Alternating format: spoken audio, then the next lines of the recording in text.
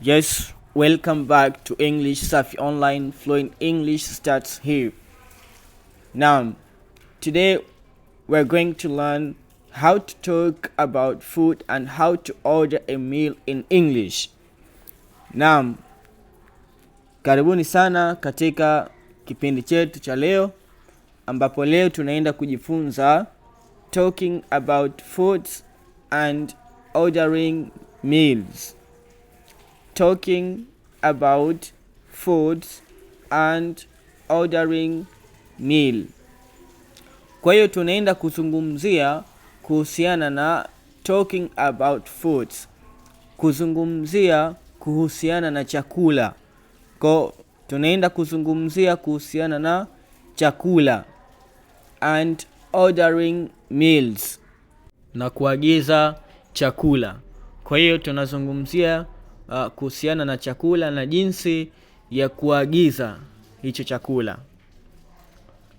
Today we're going to learn how to talk about food and how to order, na jinsi ya kuagiza, how to order, jinsi ya kuagiza a meal in English, mlo kwa lugha ya Kiingereza. Meal ni mlo, ni ule mlo wako ambao unakula kile chakula, okay? Kwa hiyo hicho ndo ambacho tunaenda kukizungumzia. Naam, baada ya kufahamu kitu ambacho tunaenda kujifunza, tuangalie sasa ama tujifunze vocabulary of phrases ambazo tutazitumia katika kuelezea chakula na jinsi ya kuagiza hicho chakula, labda kama ni kwenye mgahawa au sehemu yote. Kwa mfano, ukiwa unahitaji kuagiza chakula restaurant, basi utatumia misamiati hii ama phrase hizi kwa ajili ya kuagiza na kuzungumza na mhudumu na wewe ambaye unataka kuhudumiwa hicho chakula. Kwanza ni I'm hungry. I'm hungry. Maana yake I am hungry. Nina njaa. I'm hungry. Hey, I'm hungry. Nina njaa. Okay, nina njaa. Ya pili, I'd like to order. I'd like to order. I'd like to order. Hii inatokana na I had. Ndio maana hapo nikaweka kwenye bracket, kwenye mabano I had. Kwa hii ni construction, ID. Hiyo I na D ni kifupisho cha I had. I'd like to order, ningependa kuagiza. I'd like to order, ningependa kuagiza. Ungependa kuagiza nini? Kwa unataja hicho kitu ambacho ungependa kuagiza. Kwa labda I'd like to order some chips, or I would like to order chips and chicken. Chips and chicken, kwamba ungependa kuagiza chips kuku, yani chips na kuku. I had like to order, ningependa kuagiza. Okay? Ya tatu ni can I have.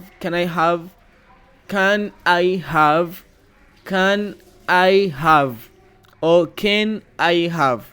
Hizi can ama can, ukisoma katika pronunciation, ni maneno ambayo yanakubali kufanyia pronunciation katika njia hizo. Either unaweza ukapronounce as can ama can, yani unaweza ukatamka can na can, yote ni sahihi na inakubalika. Kwa can I have, ninaomba. Can I have, ninaomba.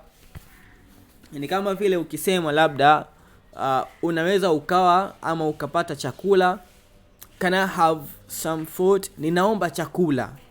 Okay? Natumai imefahamika. Then kuna nyingine ambayo ni the food is delicious. The food is delicious. Chakula ni kitamu. Delicious kwa maana kile chakula kitamu. Delicious food, chakula kitamu. Na ukirejea katika lesson iliyopita, tulizungumzia kuhusiana na delicious food, kwamba kile chakula ambacho unakipendelea, wakati tulipozungumzia kuhusiana na talking about your hobbies, kuzungumzia vitu unavyopendelea kuvifanya. Kwa kama haujajifunza hakikisha unalipitia na kujifunza somo lililopita kuhusiana na hobbies. Kwa delicious ni kitu unachokipenda. Delicious food ni chakula unachokipenda. Kwa the food is delicious, chakula ni kitamu. The food is delicious, chakula ni kitamu. The bill please. The bill please, huo ni msamiati mwingine. The bill please, naomba bili. The bill please, naomba bili. Kwa labda chukulia umeshamaliza kula chakula kwenye restaurant, unahitaji kulipa. Kwa unamwambia mhudumu yule kwamba the bill please, maana yake naomba bili, kwamba unahitaji kulipa, maana yake unaomba bili ili ulipe chakula. Natumai mpaka hapo tumefahamu. Naam, kikubwa hakikisha una subscribe ili kuwa kwanza kupata lesson zetu kila wiki pindi tunapofundisha. Huu ni muendelezo na kila wiki tunafundisha lugha ya Kiingereza. Kwa ili kupata notification na kukufikia mapema somo jipya, hakikisha una subscribe, una like na kucomment video zetu katika channel hii ya English Safi Online. Naam, baada ya hapo tuangalie sasa kitu kipya ama kitu kingine ambacho ni short real conversation. Short real conversation, haya ni mazungumzo ya kawaida ama mazungumzo halisi mafupi. Ni yale mazungumzo ambayo yanatumika kulingana na muktadha na mazingira. Na jinsi ambavyo yanatumika ni kutokana na hizi vocabularies ambazo tumejifunza hapo nyuma. Kwa hakikisha unazifahamu. Na conversation yetu ni baina ya waiter na customer. Waiter ni mhudumu na customer ni mteja. Waiter ni mhudumu na customer ni mteja. Na waiter ni mhudumu wa kiume, ni yule mhudumu wa kiume ndo anaitwa waiter. Kwa hakikisha hii misamiati ambayo tunajifunza, kila msamiati mpya ambao tunajifunza tunautafsiri, hakikisha unauhifadhi, unaujua kwa Kiswahili. Kwa maana yake kuanzia leo ukihitaji kuzungumza ama kutaja mhudumu anaitwaje, basi ujue kwamba mhudumu anaitwa waiter. Okay? Kwa waiter akaanza kwa kumwambia customer kwamba mimi ni waiter, nipo restaurant, nipo mgahawani. Ukaja wewe ambaye ni customer, ni mteja. Kwa mimi nitaanza kwa kukwambia hello, what would you like to order? Hello, what would you like to order? Hello, habari, what would you like to order? Je, ungependa kuagiza nini? Je, ungependa kuagiza nini? Yani kwa lugha rahisi, habari, unataka nini nikusaidie? Unataka chakula gani ama unataka kitu gani? Hiyo ndio lugha rahisi. Hello, what would you like to order? What would you like to order? Customer, mteja huyu akasema I'd like to order rice and chicken. I'd like to order rice and chicken. I'd like to order rice and chicken. I had like to order rice and chicken. I had like, ningependa, to order, kuagiza, rice, chakula ni wali, rice, wali, and chicken, na kuku. I had like, ningependa, to order, kuagiza, rice, wali, and chicken, na kuku. Order ni kuagiza, kwamba order ni kuweka, order ni kuorodhesha kitu ambacho unakitaka ama vitu ambavyo unavitaka ili kuweza kukusanyiwa, kupakiwa na kuletewa, ndio order. Unampa mtu order, anakutengenezea vitu unavyohitaji, baadaye wewe anakuletea kwa ajili ya kupata ama ya kutumia. Kwa kasema I'd like to order rice and chicken, ningependa kuagiza wali na kuku. Mimi waiter nikaendelea kumuuliza anything to drink, je, unahitaji kinywaji chochote? Anything to drink, unahitaji chakula, unahitaji kinywaji chochote? Maana yake tayari nimeshafahamu kwamba mteja wangu anahitaji wali pamoja na kuku, lakini katika wali na kuku hamna kinywaji ambacho kaagiza. Kwa mimi nitamuuliza anything to drink, anything to drink, je, unahitaji kinywaji chochote? Anything to drink, unahitaji kinywaji chochote?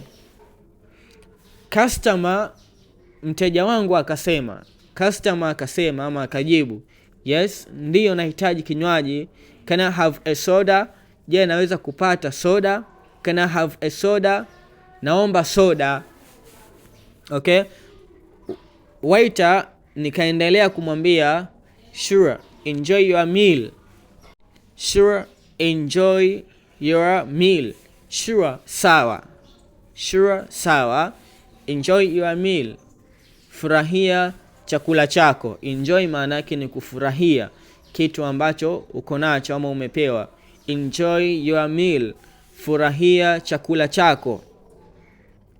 Customer akajibu thank you, asante. Thank you, nashukuru, ama asante. Kwa hiyo haya huu ni mfano wa mazungumzo ambayo ni kati ya waiter na customer. Kwa ukihitaji kwenda mgahawani ama kwenye restaurant ukawa unahitaji chakula, basi utatumia mfumo kama huu. Na hii ni muhimu kwa sababu mara nyingi tunakuwa tunatembea ama tunakuwa tuna mizunguko. Kwa ukipita sehemu kukutana na restaurant, ikawa wahudumu wake labda ni wazungu, hawafahamu Kiswahili, ama ni watu kutoka nje, labda wa China, hawajui Kiswahili. Kwa hakikisha unazungumza nao kwa Kiingereza, na usije ukakubali kuzungumzishwa na mtu mwingine ama ukachukua mtu mwingine akaongea naye, huenda akakutapeli ama akakudanganya. Kwa jitahidi sana, hakikisha unakaa chini, unafanya revision na kufanya practice ili kuweza kufahamu vizuri mazungumzo ya hotelini ama sehemu ya kuagiza chakula. Na baada ya hapo ningeomba kukuuliza, na naomba ujibu kwenye comment hapa chini. Nitofautishie kati ya meal na food. Mimi nimekuambia kwamba meal ni chakula na food ni chakula. Kwa nitofautishie baina ya meal na food. What the difference? Tofauti zake ni zipi? Okay? Naam, hilo ndo somo letu la leo ambalo tumejifunza talking about food and ordering meal.